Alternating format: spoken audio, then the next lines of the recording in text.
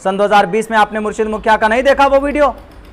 35 लाख रुपए का, 5 लाख रुपए का आरोप लग रहा है, तो और क्या चाहिए? हमने कहा कि हम किसी गलत आदमी का, मैं एक आलिम दीन हूं, किसी गलत आदमी के लिए हम वोट नहीं मांग सकते। और लोगों को फंसाते हैं, आओ कस्में खाओ कि ताकि भागे नहीं, तो सब कसम खाओ। या तो ये बनाइए कि पार्टी का रूल दो होगा, अध्यक्ष के लिए अलग रूल होगा, अख्तरुल ईमान के लिए अलग रूल होगा और अब्दुल्ला सालिम के लिए अलग रूल। आप एक टिकट बांटने में आप क़यादत नहीं कर पाए तो आप लोगों के मसाइल को हल करने के लिए क़यादत नहीं कर पाइएगा। इसलिए ढोंग बंद कीजिए। अगर आप यकीनन खुददार हैं बैरिस्टर साहब और अख्तरुल ईमान साहब, हमने कहा कि मुझे बिल्कुल इलेक्शन लड़ने का शौक नहीं, लेकिन सामने वाला जो कैंडिडेट है वो पार्टी को जिता बिल्कुल नहीं पाएगा। 15 से 20 हज़ार वोट लाना उसके लिए मुश्किल है। देखिए, सन 2018 में बाज़ाब्ता तौर पर मैं मजलिस इत्तेहादुल मुस्लिमीन का मेंबर बना था और तभी मुझे ब्लॉक का अध्यक्ष भी बनाया गया था सन 2018 में ऑफिशियली। हालांकि उससे एक डेढ़ साल पहले से ही इस पार्टी के ताल्लुक़ से उसकी हिमायत में काम कर रहा था, लेकिन बाज़ाब्ता सन 2018 में जुड़ा और तब से लेकर सन 2020 तक जो कि हाट में एक एक गांव, एक एक बस्ती में, एक एक मोहल्ले में जाकर हमने टीम खड़ी की और ख़ुद से अपनी मेहनत से अपने लोग साथ को जाते गए। बड़ी दिक्कत दुश्वारी का भी सामना करना पड़ा। इतनी दिक्कत और दुश्वारी का सामना करना पड़ा कि लोग ये कहते थे कि मौलाना आप इस पार्टी को लेके आएँ, ये बीजेपी का बी टीम है, आपको हम यहाँ खड़ा नहीं होने देंगे। इस तरह के भी आरोप लगे, लेकिन फिर भी एक जुनून था कि नहीं, चलो कम से कम एक मज़लूमों की एक आवाज़ है, तो इसीलिए इस पार्टी को समर्थन किया जाए, इसको आगे बढ़ाया जाए। और जब मैं इस पार्टी को लेके पहला प्रोग्राम किया था तो उस वक्त 2 ही आदमी थे, एक मैं था, एक सामने वाला एक बूढ़ा शख्स आदमी बैठा हुआ था। तो उस आदमी को मेरी बात अच्छी लग रही थी तो सुन रहा था। बहरकैफ यही भेबरा चौक से मैंने इसको शुरू किया था इस पार्टी को, और जो कि हाट के अंदर सन 2020 तक इस पार्टी को मुकम्मल तौर पर हमने यहाँ इतना मजबूत किया। बहुत से लोग बोलते थे बीजेपी का बी टीम है, उन्हीं में से कुछ लोग इस पार्टी से लड़े और वो जीत भी हासिल किए और हमने पार्टी को जिताने के लिए बड़ी मेहनत और मशक्क़त की। लेकिन सन 2020 के अंदर चूँकि पार्टी मैं लेके आया था तो लोगों की नज़र में ये था कि मौलाना आप ही कैंडिडेट रहेंगे, लेकिन पार्टी की तरफ से मुझे सन 2020 में कैंडिडेट नहीं बनाया, बल्कि पार्टी का ऐन वक्त में फ़ैसला ये हुआ कि शाहनवाज साहब को हम टिकट देने जा रहे हैं, आपको समर्थन करना पड़ेगा। तो उस वक्त हमने कहा कि जब पार्टी के आला कमान का ऑर्डर है तो कोई बात नहीं, हम समर्थन करते हैं। और हमसे ये भी कहा गया था बाज़ाब्ता तौर पर कि मौलाना आप समर्थन कीजिए, आइंदा आपके लिए देखेंगे। हमने समझा कि चलो कोई बात नहीं, अभी पार्टी थोड़ी कमज़ोर है, मजबूत हो जाएगी, आइंदा मौका मिलेगा। लगे रहे काम में। सन 2020 में जब पार्टी कामयाब हुई, 1.5-2 साल के बाद में वो सारे एमएलए भाग गए।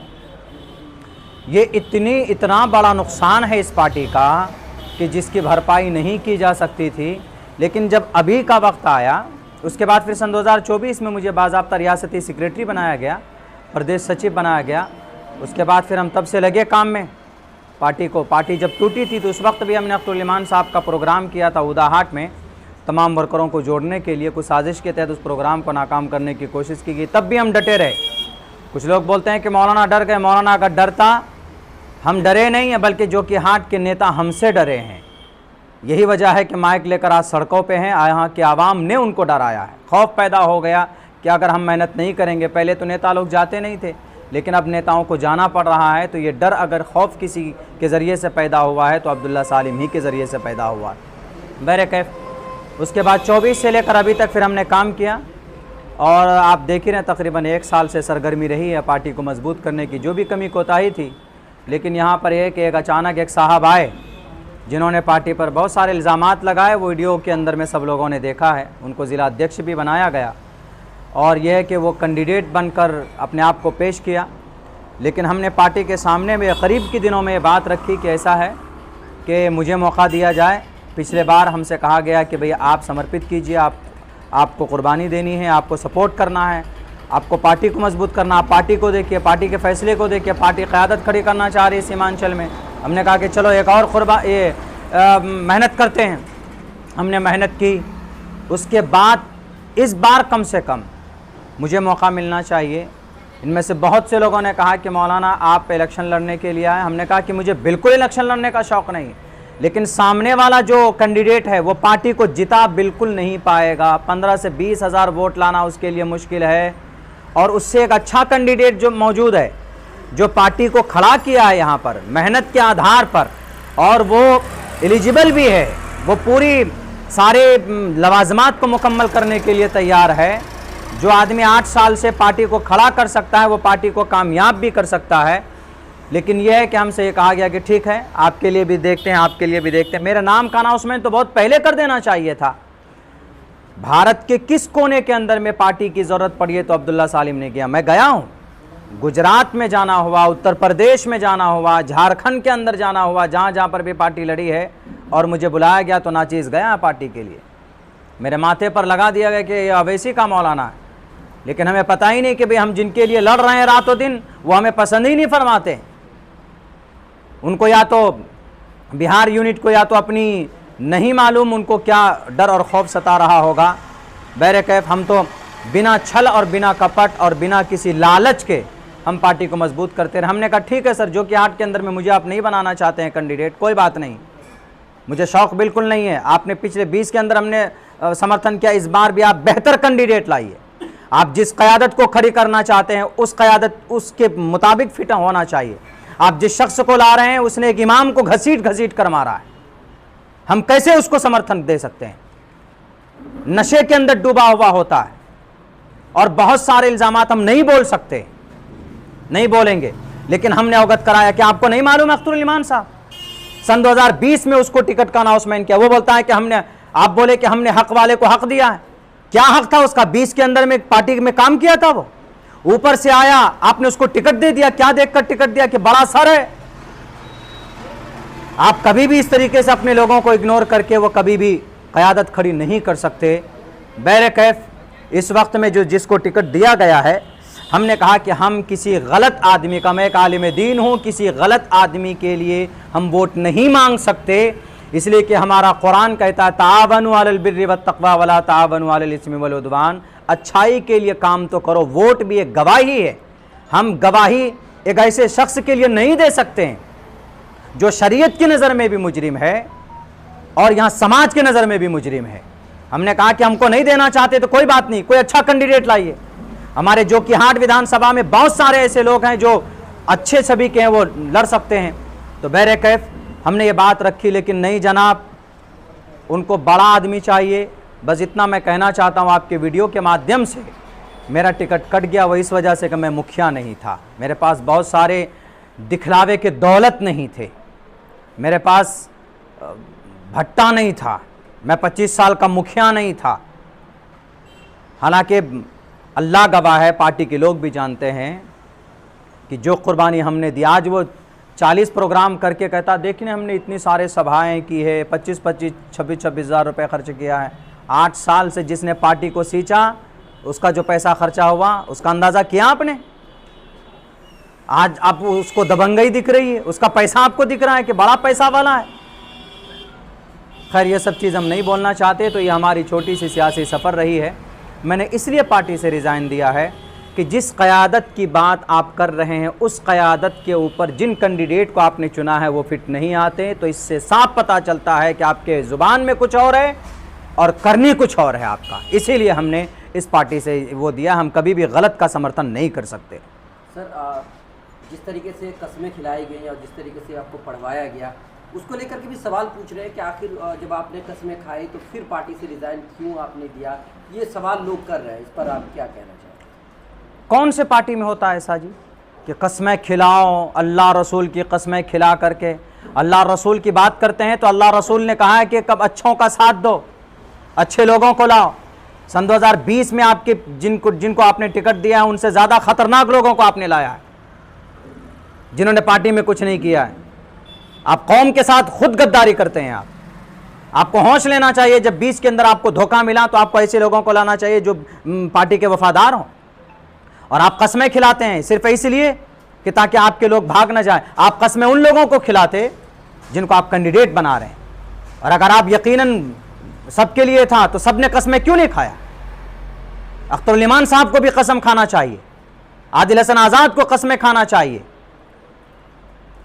तौसीफ साहब कस्में नहीं खाए, राणा रंजीत कस्में नहीं खाया है, वो फरिश्ता है कोई नहीं। एक साजिश थी, हमारे तहत साजिश की गई कि कस्में खिलाइए और कस्मों में बांध दीजिए, शरीयत और अल्लाह रसूल का नाम लेकर के कि देखिए हम अल्लाह रसूल वाले हैं, और कस्में खिला करके झूठ बोलिए। आप मेरे साथ क्या झूठ नहीं बोला आपने कि सरफराज को टिकट जा रहा है, मौलाना सरफराज से टिकट को लाना है वापस? आदिल हसन आज़ाद साहब नहीं बोले ये बात कि मौलाना सरफराज को? क्या मैं अगर झूठ बोलता हूं तो आए वो सामने में, मेरे सामने आए, बैठे वो बात करे। वो नहीं बोला कि मौलाना सरफराज को टिकट जा रहा है, बचाना है। हमने कहा क्या करना होगा भाई, डूबते को तिनके का सहारा। हमने कहा कि सरफराज को जा रहा है तो बोला वीडियो बनाइए मौलाना। क्या वीडियो बनाना है? दोनों मिलकर वीडियो बना दीजिए। अभी जो वायरल हो रहा है वो वही है वीडियो। हमने कहा कोई बात नहीं भैया, टिकट किसी और को नहीं जाना चाहिए, हमको मिलना चाहिए टिकट। तो बोला नहीं वीडियो बनाइए आप लोग दोनों बैठकर। दोनों वीडियो बनाया, बिठा के हमने इसलिए बनाया था बैठकर ताकि हम वो टिकट हमारा वहाँ से आ जाए, किसी और थर्ड पार्टी को ना जाए। लेकिन वहाँ ऐसी कोई बात थी नहीं। वहाँ साजिश में मौलाना अब्दुल्ला को फंसाना था कि एक वीडियो बन जाएगा मौलाना का कि हम मुखिया जी को अगर टिकट मिले या बैरिस्टर साहब किसी और को आप दे देंगे, यहाँ पर हम दोनों में से तो हम समर्थन करेंगे, क्योंकि आप जानते थे कि ये टिकट तो हम मुर्शिद को देना है, मौलाना का वीडियो बनवाना है। इसीलिए एक एक चीज़ का सवाल आवाम आपसे करेगी, और कस्में खाकर बांधने की कोशिश की गई। खैर उसमें तो गनीमत यह है कि उसमें कस्में कंडीशन रुकन के बाद वो लगाया गया कि मैं बाज़ाब्ता एआईएम का रुकन हूँ, उसके बाद मैं अल्लाह का हलफ लेता हूँ कि मैं पार्टी से कभी बगावत नहीं करूँगा, कभी भागूंगा नहीं। आप अगर एक गलत आदमी को कैंडिडेट बनाइएगा तो क्या एक मुसलमान के लिए ज़रूरी है कि गलत आदमी का साथ दे? वो बिल्कुल नहीं दे सकते हैं। मन रआ मिनकुम मुनकरन फल्युगय्यिरहु बियदिही, देखना पड़ेगा आपको। या तो आप मुकम्मल सियासत कीजिए या तो फिर आप क़यादत की बात कीजिए। कौन सी क़यादत की बात करते हैं आप? कार्यकर्ता को इंसाफ नहीं दे पा रहे हैं आप। कारवान इंसाफ चलाया आपने, सीमांचल के अंदर मेहनत दिलो जान से जिस आदमी ने पार्टी को सींचा, आपने उनके साथ इंसाफ नहीं किया तो सीमांचल के लोगों के साथ आप क्या इंसाफ करेंगे? ये इंसाफ नहीं कर सकते हैं। क़यादत की बात ऐसे नहीं होती कि लोगों को 10 दिन बुला करके आपने किशनगंज के अंदर बिठा के रखा है और टिकट नहीं दिया आपने। 32 सीट का ऐलान किया आपने, 1.5 साल से लोग मेहनत किए। मुन्ना मंसूरी ने 1.5 साल से मेहनत की, आपने करवाया कि मेहनत कीजिए। लोग जुड़े, 1,35,000 लोग हैं वहां पर कि ठीक है हम एमआईएम का टिकट लेकर आएंगे, हम यहाँ एमआईएम को वोट करेंगे। अभी आप कहते कि हम लड़ेंगे नहीं। वो 1,35,000 मुसलमान किसको वोट करेगा? सिर्फ सीमांचल के अंदर क़यादत खड़ी करना चाहते हैं। अगर बात करते हैं हक की मुसलमानों की तो टोटल मुसलमानों की बात कीजिए। लोगों को बेवकूफ़ मत बनाइए। लाखों रुपए खर्च करके लोग आपके लिए, आपकी पार्टी के लिए काम करते हैं और 10-10 दिन तक आप उनको घुमाते हैं। क्या 10 दिन से किशनगंज के अंदर में लोग नहीं पड़े हुए हैं? डॉक्टर शमीम को 10 दिन तक नहीं रखा आपने, आखिर के अंदर में आपने टिकट दिया उसको। क्या मतलब है लोगों को परेशान करने का? आप एक टिकट बांटने में आप क़यादत नहीं कर पाए तो आप लोगों के मसाइल को हल करने के लिए क़यादत नहीं कर पाइएगा। इसलिए ढोंग बंद कीजिए। अगर आप यकीनन खुददार हैं बैरिस्टर साहब और अख्तरुल ईमान साहब, तो आप ये जो जितनी सारी गलती कर रहे हैं ना, आप खुदा नहीं हैं, आप फरिश्ता नहीं हैं। गलती आपसे होती है तो आप लोगों को पूछना चाहिए। एक भी वर्कर मीटिंग आप करते हैं? नहीं कि आपने एक भी वर्कर मीटिंग। अरे बड़ी बड़ी पार्टियां वर्करों की वजह से मौजूद है। आप अपने वर्कर से बात नहीं करते हैं, आप अपने कैंडिडेट से बात नहीं करते हैं और लोगों को फंसाते हैं, आओ कस्में खाओ कि ताकि भागे नहीं। तो सब कसम खाओ। या तो ये बनाइए कि पार्टी का रूल दो होगा, अध्यक्ष के लिए अलग रूल होगा, अख्तरुल ईमान के लिए अलग रूल होगा और अब्दुल्ला सालिम के लिए अलग रूल होगा। आप कहते पार्टी में सब बराबर है तो सबने कस्में खाई, आपने क्यों नहीं खाई? आदिल हसन आज़ाद साहब, आपने क्यों नहीं कस्में खाई बताइए? बहरकैफ ये सब तो ये बातें हैं और मैं यही कहूँगा जो कि अपने पूरे सीमांचल नहीं पूरे भारत के मुसलमानों से क़यादत हम भी चाहते हैं। मैं क़यादत का हिस्सा बनना चाहता था कि एक नाचीज़ बनकर उसको ऊपर करो और मैंने भरपूर कोशिश की। बताइए मेरा ज़रा बराबर भी कहीं पर कोई वो रहा? आज भी मैं इलेक्शन नहीं लड़ता। आप दीजिए किसी गरीब के बच्चे को दे देते टिकट जो कि हाट के अंदर, किसी मेंबर को दे देते। अब्दुल्ला सालिम इनकार नहीं करता, मैं समर्थन देता, साथ देता उसको। लेकिन आप कभी बैठकर बोले कि मौलाना किसको कैंडिडेट बनाया जाए, कौन बेहतर होगा? पूछा आपने? नहीं पूछा। तो खैर करनी कथनी में बहुत फ़र्क है। अल्लाह इन सबको हिदायत दे। लास्ट सवाल मैं आपसे पूछना चाहूँगा, जनसुराज के स्टार प्रचारकों की हमने सूची देखी, इसमें आपका भी नाम था। तो क्या आप जनसुराज ज्वाइन कर लिए हैं और स्टार प्रचारक में आपका नाम, इस पर आप क्या कहें? मैं बताऊँगा इस बारे में इंशाअल्लाह। आगे बढ़िए। लोगों के सामने आए ना खुलकर। आप एक तरफ ये कहते हैं कि मैं ईमानदार हूँ, आपके काम ऐसे हैं कि गैर बेईमानों जैसे हैं, तो जब आपका काम लोगों के सामने, नज़रों के सामने आएगा तब ना आप बोलिएगा, उससे पहले तो कैसे बोलिएगा। तो हम लोग कहेंगे जाहिर सी बात कि मौलाना को टिकट नहीं मिला इसलिए मौलाना बोल रहे हैं, मौलाना को टिकट नहीं मिला इसलिए नहीं बोल रहे हैं, टिकट गलत आदमी को दिया गया इसलिए बोल रहे हैं। गलत आदमी वो ना पार्टी को जिता सकता है और ना वो पार्टी में रह सकता है, ये लिख लीजिए। जो आदमी सन 2020 में घुटने टेक कर गाली दिया हो, इल्ज़ाम लगाया हो, आप मेरा टिकट नहीं मिला, आज तक पार्टी में मैं इल्ज़ाम नहीं लगाया हूँ, जो कमी है मैं उसको रख रहा हूँ। मैंने ये नहीं कहा कि इससे इतना पैसा ले लिया, उससे उतना पैसा ले लिया, वो उनका अमल जाने क्या है नहीं है। मैं इस पर आज तक मैं एक लफ्ज़ नहीं बोला हूँ कि पार्टी किससे कितना पैसा लिया नहीं लिया, मुझे इससे कोई सरोकार नहीं। पार्टी के अंदर इतना तो मैं भी जानता हूँ कि पार्टी में कुछ पार्टी फंड में कुछ लोग खुशी बखुशी देते हैं कि भाई चलिए पार्टी चलाना है, कुछ कैंडिडेट से ले लिया जाए, फला आदमी से ले लिया जाए, इस तरह का मामला होता है, मैं इस पर नहीं जाऊँगा। लेकिन यहाँ कैंडिडेट चुनने में गलती की गई, बड़ी गलती की गई, भूल से नहीं चुना जा रहा है कि हाँ भैया भूल से ऐसा हो गया। अख्तर इमान साहब बोलते हैं ना कि चूक हो गई हमसे कैंडिडेट चुनने में सन 2020 में। अभी कौन सी चूक हो गई? सन 2020 में आपने मुर्शिद मुखिया का नहीं देखा वो वीडियो? 35 लाख रुपए का, 5 लाख रुपए का आरोप लग रहा है, तो और क्या चाहिए? जब आप जानबूझकर जब आप इस तरह की गलती करेंगे तो हमसे नहीं होगा गलत लोगों का साथ देना, बस हम इतना जानते हैं।